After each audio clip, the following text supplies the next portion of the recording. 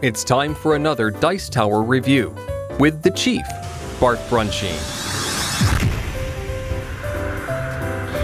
Hey, it's the Chief from the Dice Tower. Today I'm joined with one of my gaming buddies, Jason Grants. Hello. All right, you also do, just real quick to introduce you, I know you do a lot for Eagle Griffin. Yes. Demoing.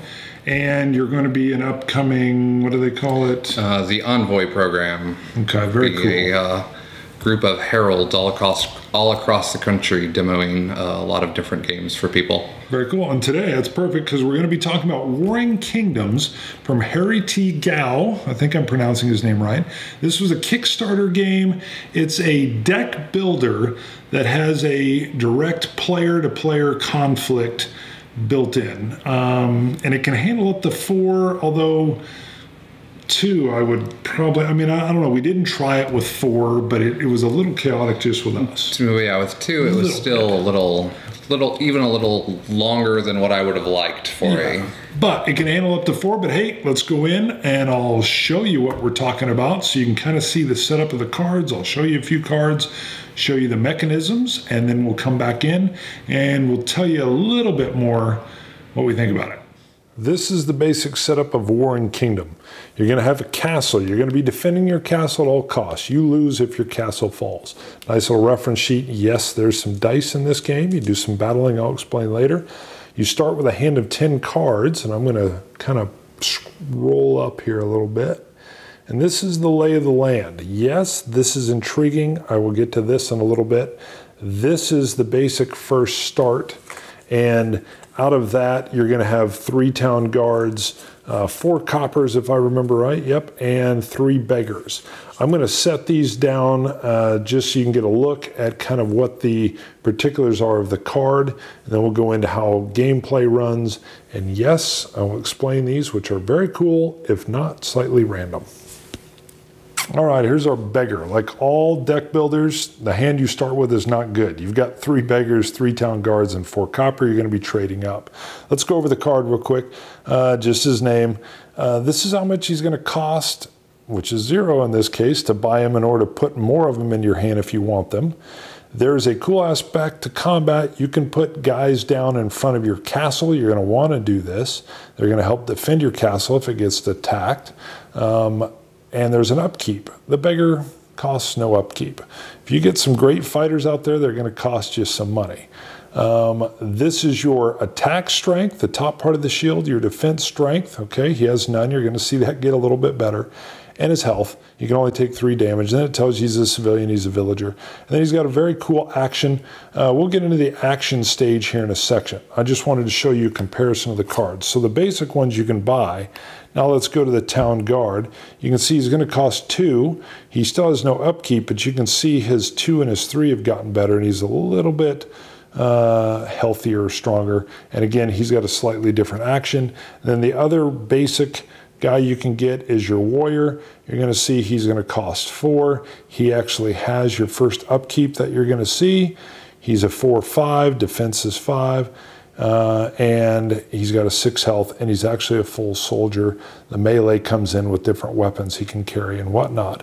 And then again, you've got some things here I'll cover later. Now, just to give you a hint, you can actually get mercenaries and add them in, and you can see what the mercenaries are going to do. Again, just give you a flavor. Expensive, upkeep, yes, yes, yes. Master Warrior, again, you can get the feel. He's great on attack, better than he is on defense. We got an archer. Love the archers. Hello. If you're coming at him, he's going to be able to do a lot more defensive damage. He's not great on the offense. Marshal. I like the gladiators. Hello, that's awesome, and boom, boom. But you can see how much it costs and how much it costs to keep out there. Now, there's more of these to show you. I just wanted to give you a flavor why we are looking at them. All right, I've shuffled up my 10 cards. I've drawn 5. I've gotten 3 copper, 2 town guards. The first thing you're going to do, you don't get to go buy right away and just fill in and start doing stuff. It's a little bit more involved than that. The very first thing you do is act, which is take an action that's on your cards. I'll bring this up here, but then I'll just kind of read it. The action is you can take 2 of your guards and you can return them to the supply. They're actually going to leave your hand. They're not going into your discard. They're going back into the supply.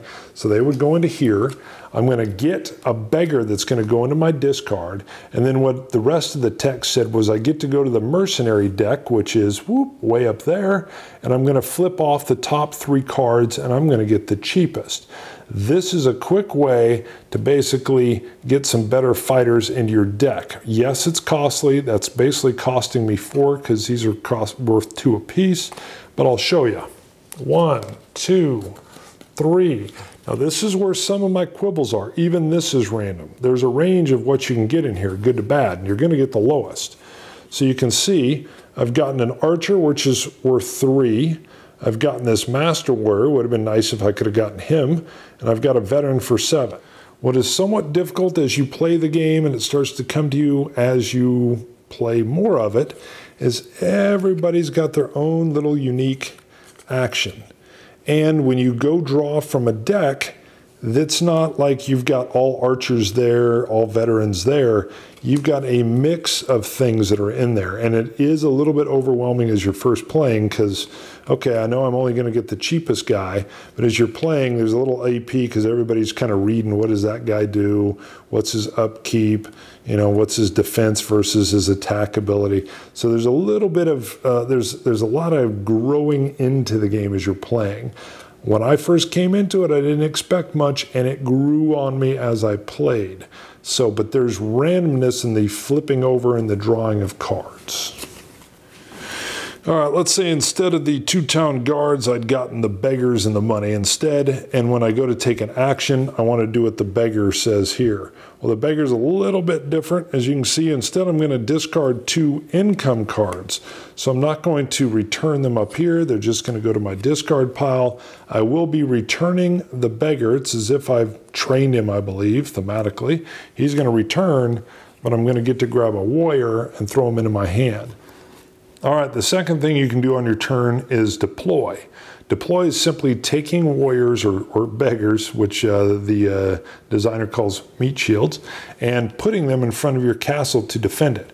Right now I have the ability to put 5 cards out on the first row, 5 cards out on the second row, and if someone attacks me, they have to fight through my guys in order to get to my castle. Your castle on the basic one has an 11 health, so if it goes down to 0, you're done, you've lost. The flip side, 23, so they suggest you begin with a lighter one. Do. It took us forever to get somebody's castle out when we were first playing. So you're wanting to defend this baby. The castle is always in your 3rd rank. All right, I'm going to show you combat. I've set up that I just have 1 rank of 5. Town guard, beggar, warrior, town guard. I've gone over and I've attacked another player. There's his castle. Remember, he could have technically 5 cards matching my whole area here, and he could have another 5 here. I set them up here so you can see. Probably wouldn't have them like this, but sometimes that happens. So this is his first flank, second flank, third flank is his castle. What I've got to do is defeat these guys. If they're defeated, then it rolls over and damage can start going on to the castle. I'm going to show you the randomized attack, which is where I have a few quibbles. You take your 5 dice, you roll them, and they simply apply. This is 1, this is 2, this is 3, this is 4, this is 5. He's going to be doing the same thing with this being his 1, 2, 3, 4, 5s. First of all, your warriors have a cool special. Instead of an action down here, and I know you can't see it, it says combat. All it is imagine these guys are like in some kind of Braveheart clan thing. If you have 2 warriors next to each other, they give themselves a +2. Their attack is a 4, so they've just moved to a 6. Not too shabby. All right, there's a very cool thing. Let's say these had been over here. I'd gotten a couple 5s. If you have some 5s going and there's nobody in front to attack, it rolls on down the flank.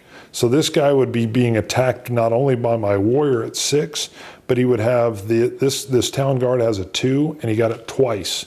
So he would be attacking with 4. And the way you resolve is you simply go down your 1s, and I would say I have none. He says I have nobody here, I didn't roll any 1s. So he's doing his 1s, you're doing your 1s. I do like that aspect of it, because if he'd had someone real powerful here, he would have the ability to take my guy out before my dice could do anything. So there's some very tactical things you want to do. What I personally struggle with is I might be very tactical and the dice just come up against me. I have talked to the designer about it. He says fog of war. More on that later. But so to resolve this, we would look at this damage, and he's got 4 damage plus 2 because he's next to a warrior, and he did 6 damage. This beggar only has 3 health. The beggar would be turned sideways. So he's turned sideways because I've exceeded his damage. This guy would have had 4 against him and then another 6. All right, way exceeding him. He's only a 6, so we would have gotten him as well. Now this is where the 6 would come in. This is a critical hit, and I could apply it to somebody. I'm not going to apply it to the beggar. What this means is when this fight is over, his beggar is going to leave his vanguard and just go into his discard pile. Now if you get a critical hit, this card will be discarded. I would clearly use my 6 and discard his warrior, hopefully weakening him, and I can come back and attack him again, and maybe somebody else hits him, and now he's starting to weaken as he goes. Next phase, I'm taking my same guys, and I have to pay upkeep. So again, upkeep is this number here. So we're looking at 0, 0, 1, 1, 0. I better have some copper in my hand, which in this case I do. All right, hopefully I've upgraded to silver, some gold, whatnot, and I'm gonna have to pay these 2 monies, discard them from my hand, just to keep these guys in here. Now, if I don't have the money, no problem. Let's say I only had 1, I just discard them, and I can reshuffle and order them around. Also, before battle, you can reshuffle these guys a little bit. There's some things in there, minutia, that I'm kind of glossing over. Okay, after upkeep, you're gonna be able to go into a buy phase. In a buy phase, whatever money you have left over, which I found was difficult, you can use to buy more coins in. Yes, yes, yes. You can always buy these guys, and you can pick one of the different areas here, and you can then flip over 3 cards and maybe purchase those fellas or the equipment. So I'm going to pull those decks in. Now, whatever 3 you flip over, you always have the option of still buying from here. This is always open. All right, weapons, and I will admit that in the game, I went crazy with weapons. I loved equipping these to my guys, and that's where this is very, very fun as far as the game goes. You got to always pay attention to melee and what they're doing, because you're going to see the axe can only be with melee soldiers. Some can't use it. What I love is kill all units wounded. So this is back if you just wounded them and they're flipped sideways and you didn't roll a 6. If you got the axe, they're dead. Hello. Javelin is awesome. It's optional. It can only go with soldiers, and once it's used, it's discarded. You throw it, but it's going to add 5 in defense, 4 in attack. Don't forget it's got upkeep. That stuff would catch up to me, and I'd be like, goodness, we need to chuck the javelin. All right, Warring Kingdoms. Now, first of all, I'm a deck building fan. I know you are, I enjoy a lot of different deck builders. And that was one reason I had Jason come over, and he's a great game teacher, wonderful game player. And here, first of all, the conflict I showed you is enjoyable. Actually, when I started to play this, I didn't think I was going to like it. I was actually a little concerned, and I had probably a little preset bias coming in. We'll get into the dice rolling in a second, but what do you think about the addition of a little bit more interaction with deck building? I definitely like the idea that he was trying to get across with the interaction with the combat in the game.